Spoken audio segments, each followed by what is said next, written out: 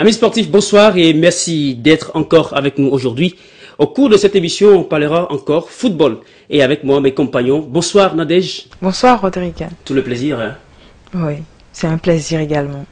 Bonsoir Béchir. Bonsoir Rodrigue et bonsoir tout le monde. Dites-vous, pourquoi vous êtes tout pâle? Je vais encore le répéter, c'est Nadège. Son charme me bouleverse et ça me rend pâle. On va faire une petite pause et la première rubrique, c'est juste après. L'Institut supérieur des métiers de l'audiovisuel ISMA, full member de l'Association internationale des grandes écoles de cinéma et de télévision, SILECT, propose des cursus complets qui préparent au métier de journaliste, réalisateur cinéma et télévision, technicien supérieur ou ingénieur en images et lumière, son et mixage, montage, post-production et infographie, management et gestion de la production, ingénierie et exploitation des équipements audiovisuels. Rejoignez à Cotonou au Bénin le premier campus africain de l'image et du son pour une formation licence master doctorat avec un corps enseignant de haut niveau et des équipements de dernière génération. Infoline 00229 95 49 11 11, site web www.ismabenin.org. L'audiovisuel, un métier d'avenir. Centre de formation de football au Bénin, c'est l'info du jour. Béchir, quelle lecture générale peut-on faire de l'effectivité de ces centres de formation de football au Bénin? Mais c'est une lecture un peu floue, dans la mesure où on ne sait pas exactement... Les gens ne savent pas exactement ce que c'est qu'un centre de formation. A priori, on doit d'abord avoir une maison pour l'internement des enfants. Avoir un minimum de matériel, à savoir assez de ballons, au moins un ballon pour 2 jours. Avoir un contact avec ou une école ou un métier, des ateliers pour qu'ils puissent apprendre ou à l'école ou un métier. Mais aujourd'hui, on se rend compte qu'il y a beaucoup de personnes qui n'ont d'abord pas de centre, qui n'ont pas assez de ballons. Ils ont 2 ballons, ils rencontrent des enfants dans la rue, ils voient un terrain vague, ils les entraînent et ils disent à tout le monde qu'on a un centre de formation. Ils vont vers les parents pour les arnaquer, mais à l'arrivée, ils n'ont pas de base. Et aussi, il faudra que les instructeurs des centres de formation aient un minimum de niveau pour que les enfants ne soient pas livrés à eux-mêmes. Nadège. Moi, j'aimerais poser une question à Béchir. Ces centres de formation-là, ils n'ont pas une autorisation d'abord avant d'ouvrir leurs portes? Si. Il y a une autorisation, mais normalement, il faut une autorisation. Bon, il y en a qui peuvent être érigés en ONG, donc passer par le ministère de l'Intérieur. Il y en a qui peuvent passer par la fédération. Et souvent, c'est par le ministère qu'on passe, parce que la fédération de football, jusqu'ici, n'a pas voulu soutenir les centres de formation. Et heureusement, avec l'arrivée du ministre Aplogan, il a demandé à ce que les centres de formation soient répertoriés afin que le ministère puisse les accompagner dans leur fonctionnement. Mais encore, je le répète, la Fédération béninoise de football n'a jamais voulu de centres de formation, alors qu'elle a toujours utilisé les enfants issus de ces centres de formation pour les catégories de cadets et de juniors, voire après en équipe nationale. C'est carrément un paradoxe. Là. Oui, c'est un paradoxe. En fait, on utilise les centres de formation pour dire que le football béninois progresse, alors qu'on ne fait rien pour que ces centres de formation vivent. Qu'est-ce que la population pense des centres de formation au Bénin? On va écouter l'avis de quelques intervenants. Les centres de football au Bénin sont insuffisants. Bon, et de deux, dans ces centres de formation, ils ne prennent pas les choses au sérieux. Le peu qu'on a, je crois que ceux qui prennent les initiatives, d'abord, on ne sait pas s'il leur manque un peu une autonomie. Ils ont aussi des problèmes d'équipement. Tous ces jeunes qui sont formés dans ces centres sont laissés pour compte, ce qui est vraiment déplorable. Est-ce qu'ils existent? Ils sont là. Parce que s'ils sont là, on les sentira dans l'action des joueurs.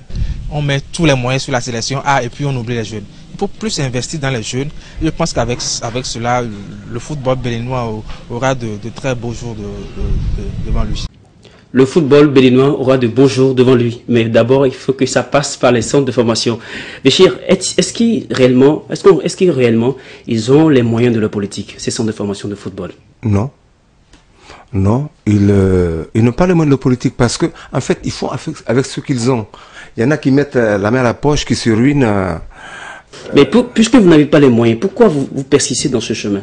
Non, mais quand vous parlez de moyens, c'est-à-dire avoir les moyens à peu près comme la Côte d'Ivoire ou le Sénégal ou le Burkina Faso à côté. C'est-à-dire qu'il faudrait un accompagnement.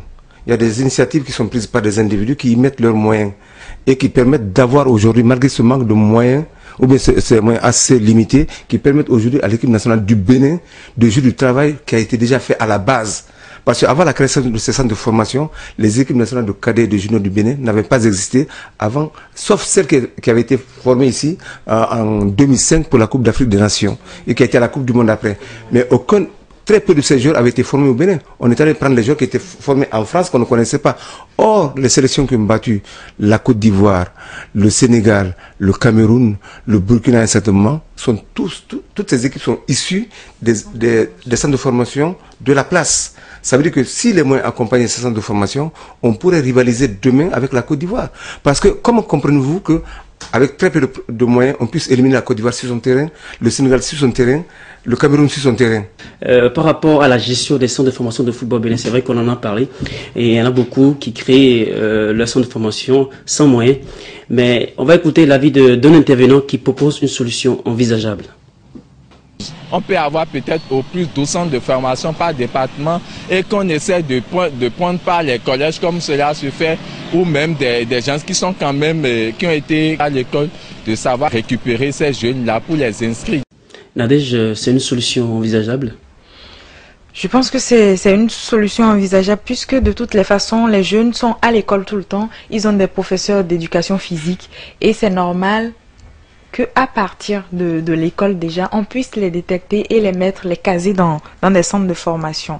Parce que jusque-là, je pense que l'État a démissionné. L'État a démissionné et les enfants sont à l'école tout le temps. Même les mercredis après-midi, les enfants sont à l'école. Les samedis également, les enfants sont à l'école. Même des dimanches, ils vont au TD, tout ça. Donc les enfants n'ont pas de temps pour les loisirs. Et je pense que si on mettait les centres, on créait des centres pour également caser ces enfants-là, je pense que le football ou les autres disciplines d'ailleurs se porteraient mieux. Béchir? Oui, mais je suis d'accord avec Nadège, parce que au Cameroun, par exemple, la plupart du temps, ils vont à l'école jusqu'à 14 h et le soir, tout le monde est libre pour aller faire ce qu'il veut comme activité ludique. Je pense que, bon, quand Nadège dit que l'État a démissionné, moi je suis d'accord avec lui, mais il y a eu des initiatives. Je suis d'accord avec elle, mais il y a eu des initiatives qu'il faudra accompagner maintenant parce que trop c'est trop. Les enfants béninois, on dit aller à l'école.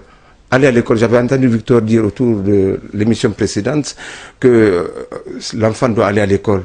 D'accord, l'enfant doit aller à l'école pour avoir un bagage. Il faut également les loisirs. Mais si on n'accentue pas l'intérêt du sport pour l'enfant, combien de maîtrisards on a au chômage depuis des décennies? Merci Bessi pour toutes ces précisions. On va passer à la découverte.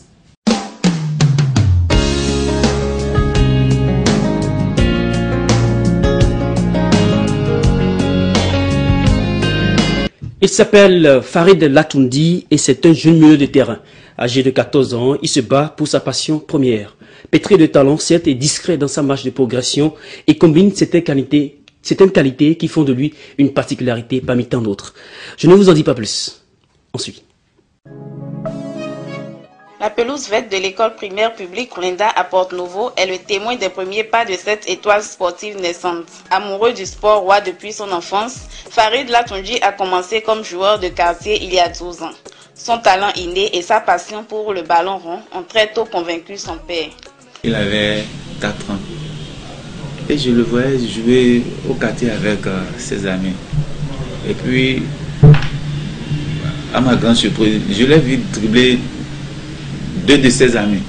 Et à 4 ans, je lui ai offert le maillot de l'équipe nationale du Sénégal, floqué du nom de Fadiga. Il évolue depuis 3 ans au centre Azada, entendez Association sportive Alphonse Chidonou, où son entraîneur l'a identifié comme un joueur très doué et à forte personnalité. Il a de l'avenir et puis un réflexe pas possible. C'est le capitaine du groupe et il anime bien. Et c'est vrai, naturellement, il est timide, mais c'est quand même, il est autoritaire dans sa timidité. Un grand dribbleur, il n'a pas froid aux yeux, il fixe l'adversaire, il sait éviter l'adversaire et il est direct face au but. Un bon joueur. Maou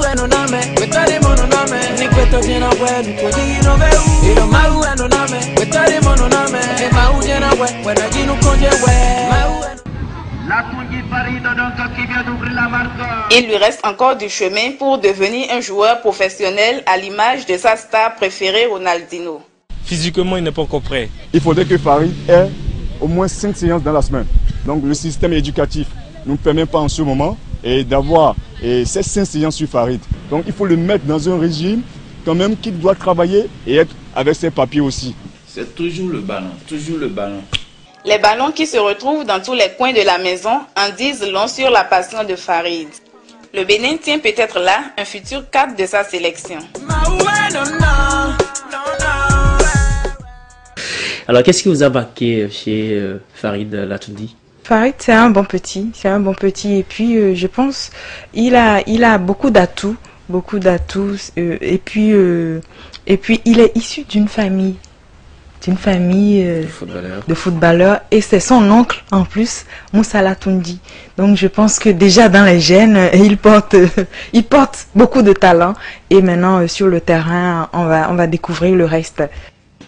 Béchir, qu'est-ce qui pourrait expliquer la timidité chez ce garçon? Parce que son coach lui a dit. Qu'est-ce qui pourrait expliquer cette timidité? Ben, c'est son environnement.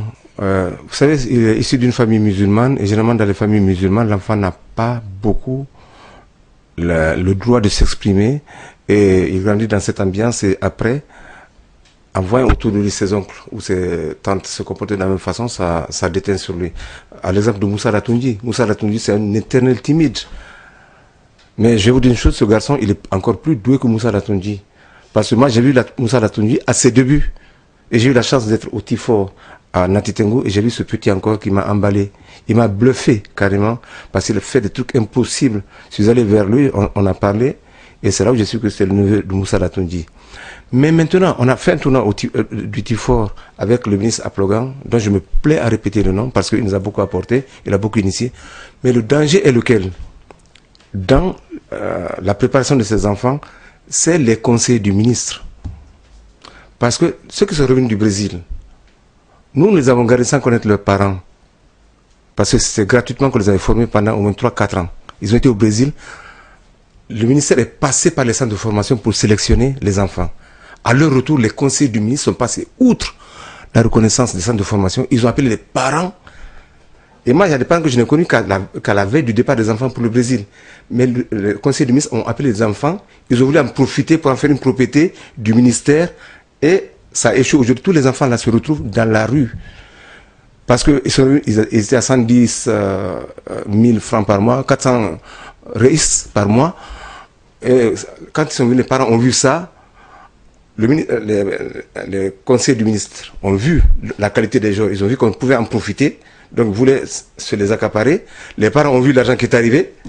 Ils ont voulu retirer les enfants pour bouffer les seules ressources que les enfants avaient amenées. Non, laissez-moi finir s'il vous plaît, parce que c'est dangereux pour les enfants. Si on ne dénonce pas ça aujourd'hui, demain, les centres de formation seront obligés de fermer et on reviendra au rudiment qu'on avait avant. On sent que vous êtes un tout petit peu frustré par rapport à tout ça. Mais non, je ne suis pas le seul frustré, mais je suis le porte-parole aujourd'hui parce que j'ai le micro devant moi et je ne cite pas de façon gratuite. Le premier conseil du ministre qui va me dire le contraire, qu'il lève le doigt. On va revenir sur tout ça. Puisqu'on parle de Farid, il est techniquement efficacement bon sur l'aire de jeu, mais physiquement, il n'est pas encore prêt. On va suivre son entraîneur qui nous éclaire davantage. Les débuts, lui et moi ici, c'était du feu. Parce que moi, j'ai senti en lui la qualité. Et j'ai dit, il faut quand même travailler cette qualité. Et je gueulais tout le temps parce qu'il fuyait trop le pied. Il n'aimait pas les contacts. Nadège, ça peut lui jouer des tours, ce côté physique qu'il n'a pas? Non, moi je pense que je reviens encore au système éducatif. Les enfants n'ont pas le... problème, c'est le système oui, c'est le système éducatif qui ne le permet pas parce que entre-temps, le coach avait dit qu'il avait besoin d'au moins 5 séances par semaine. Mais là, il a à peine 2 séances. J'imagine, il a à peine 2 séances parce que le système éducatif, les mercredis soirs et consorts, ça ne permet pas aux enfants de vaquer normalement aux activités extrascolaires. Donc je pense que si si le coach fait peut-être violence sur lui-même, je pense qu'il arrivera peut-être à à l'encadrer et qu'il aura ce côté physique-là. Mais encore une fois, je dis que ce système éducatif ne favorise pas du tout l'émergence de nos talents. Vous parlez de système éducatif. On va écouter son père qui nous donne son avis. Les résultats étaient catastrophiques. Au vu de ça, j'ai appelé son coach. Maintenant, j'ai vu qu'il se penche surtout sur le football. Et puis pour cela, on va limiter les entraînements. Et puis on lui a engagé des répétiteurs. Depuis ça va. Il a même eu son BPC cette année-ci. Il y a des moments, j'arrive pas à tenir, je suis un peu fatigué. Ça répercute beaucoup sur mes résultats scolaires. Farid Latoundi qui s'est prononcé par la suite après les propos de son père. Béchir, un papa qui est conscient que le système éducatif n'est pas forcément favorable quelque part à son enfant. Mais c'est le lieu justement de demander aux écoles privées surtout, dans un premier temps, de se programmer pour des études jusqu'à 14 heures, afin de permettre à leurs élèves de vaquer au sport comme ils l'entendent. Ils vont être les initiateurs de ça, et après le gouvernement va suivre. Mais heureusement que vous avez vu que si les enfants, on leur laisse la possibilité de vaquer à leurs loisirs préférés, ça peut les pousser à réussir à l'école. Le petit vient d'avoir le BPC, alors qu'on disait auparavant qu'il n'avait pas de bonne moyenne à l'école. Mais quand son papa s'est rendu compte que le petit devait jouer au football, quand le tournoi du Tifor l'a découvert, il s'est rendu compte qu'il avait des qualités qui pouvaient lui permettre de réussir. En observant aussi son oncle Moussa Latoundi, l'enfant s'est dégagé de ses contraintes et après il a réussi parce qu'il avait du plaisir à étudier. Donc si on libère les enfants à 14 heures, ils vont sur les terrains de loisirs à partir de 16-17 heures, on aura très très peu d'échecs à l'école et surtout beaucoup de réussite sociale. Parce que les enfants vont réussir en football et vont nous apporter des milliards qu'on est en train d'envier aux Drogba et consorts qui ne sont pas forcément plus doués.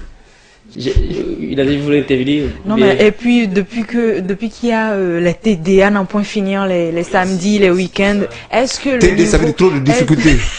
Est-ce que le niveau des enfants a augmenté? Non, c'est ce que vous avez dit. Les enfants. Oui, mais Béchir a raison parce que depuis l'avènement des TDA n'en point finir, mais le niveau n'a pas augmenté réellement. Les taux de réussite aux différents examens, nous savons ce que c'est. Ça veut dire parce qu'ils n'ont pas le temps de se reposer, ils n'ont pas le temps d'aérer leur esprit. Les ménages leur esprit, non. Et puis les parents qui refusent que les enfants aient en vacances, c'est pas bon. L'enfant, moi je n'ai jamais connu de répétiteur. Ça m'a pas empêché d'être moins idiot que d'autres. Béchir, on va passer à l'entretien.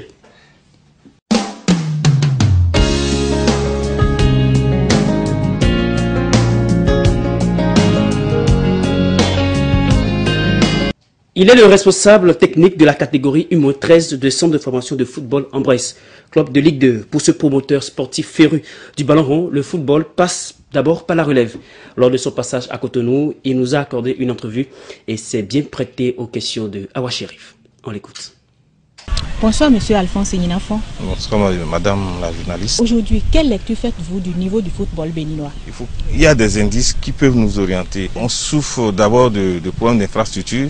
Ça, et surtout de manque de volonté politique, ça je le dis, parce que même si on n'a pas assez de moyens, on pouvait quand même faire une politique par rapport à nos maigres moyens. Et ça, on ne sent pas cette volonté politique pour le développement du sport en général et en particulier pour le football.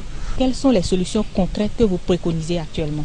Développer son pays, je pense que c'est l'affaire de tous. Voilà, c'est l'affaire de tous et il faut véritablement que nous aimons le pays. Nous aimons le pays pour dire, bon, même s'il y a des difficultés aujourd'hui, que ceux qui viennent, les générations qui viennent après nous, ne tombent pas dans les mêmes difficultés. Donc, bon, c'est notre défaut. On ne se projette jamais dans le futur pour savoir que le futur, c'est très important pour ce pays. Comment concevez-vous l'avenir du football béninois? Si on met le cœur et je pense que bon, les choses peuvent changer et évoluer. Je ne dirais pas qu'on manque de talent. J'ai joué ici, j'encadre aussi les jeunes en France. Je sais véritablement qu'il y a des enfants qui ont la capacité de s'exprimer si on met suffisamment le cœur. C'est le cœur qui est le véritable problème. Voilà, c'est le cœur qui est véritablement le problème. Ok, alors un dernier mot pour conclure cet entretien. On ne travaille pas suffisamment. Il faut qu'on travaille réellement et que ce soit autorité, que ce soit dirigeants, que ce soit les acteurs, les enfants, que chacun reconnaisse sa place, pour savoir que le pays nous appartient. En travaillant dur, en mettant notre cœur, on peut rivaliser avec d'autres. Toutes nos sincères excuses pour la qualité du son de cet élément. Allez, Oui, il a tout dit, hein, il a tout dit. Mais ce que j'ai retenu, c'est qu'il a dit il faut des gens sains pour aller vers le sport. Qu'est-ce qu'il met dans sain? Je ne sais pas. Bon, il le dira au moment pour si vous le croisez. On va faire une petite pause publicitaire pour retrouver la dernière rubrique. TV7 Africa, c'est l'offre de télévision numérique par satellite la moins chère du continent. Profitez de notre offre spéciale de bienvenue. Le décodeur, plus 3 mois d'abonnement au bouquet de base, plus 2 mois de bouquet diamant offert pour seulement 35 000 francs CFA. Avec TV7 Africa, vivez l'Afrique en numérique. Rendez-vous sur www.tv7-africa.com. Moi, je ne rêve qu'à devenir une grande journaliste reporter d'images. Eh bien moi, je viens d'avoir mon bac littéraire et je veux devenir un réalisateur de renom. L'Institut supérieur des métiers de l'audiovisuel ISMA, premier campus africain de l'image et du son, full member de l'association internationale des grandes écoles de cinéma et de télévision Select, c'est le monde qui en parle le mieux. Ce soir, je vous propose cette extraordinaire vidéo qui en dit beaucoup sur la compétence des gardiens. Suivez plutôt. On va commencer par les gardiens de but et Jens Lehmann, le comique du football qui divertit tant les enfants. Quelqu'un a commandé un clown? On peut parler qu'après coup, Jens a dû en rire jaune.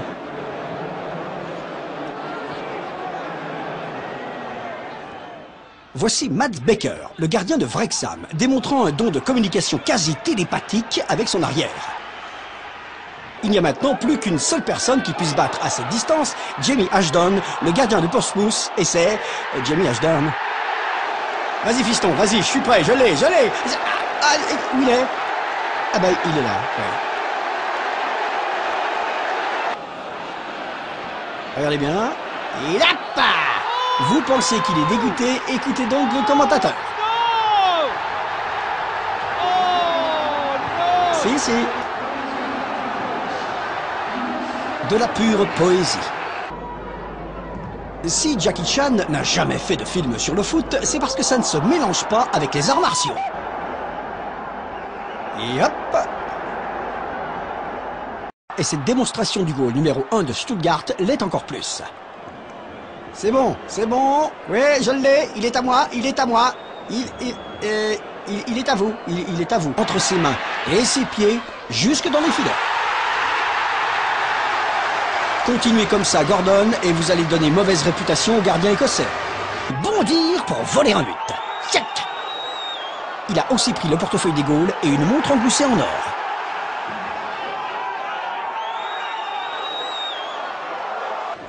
Peter Schmeichel, le légendaire goal de Manchester United, donne un coup de main à Barnsley pendant un match de coupe. Splendide triple boucle piqué. Et non moins magnifique glissade. Il savoure les applaudissements avant de reposer le ballon. David Johnson surgit, le lui arrache et marque. C'est le mien! Je préfère que Nadège dise ce qu'il a retenu de ces bourdes de gardien. Non mais écoutez, ça peut arriver à tout le monde. Hein. Ça peut, même les grands joueurs, ça peut arriver. Donc les grands gardiens, on peut le leur concéder. C'est vrai que c'est un peu bête hein, de ne pas fermer les cuisses quand on reçoit la balle. Mais bon, c'est des choses qui arrivent. Ce sera tout pour InnoSport de ce jour. Mesdames et messieurs, merci d'avoir partagé cet instant en notre compagnie. On remercie toute l'équipe de production qui m'a aidé à préparer cette émission, de Fifi Pipidi en passant par Loudvounou. On remercie toute l'équipe de production. Nous, on se retrouve l'année prochaine pour le même plaisir. le même sourire. Et pourquoi pas de nouvelles découvertes. On n'oublie pas au passage le président de l'ONG Sport et Développement, Crescent Gossou et son personnel. Ciao, ciao, arrivederci.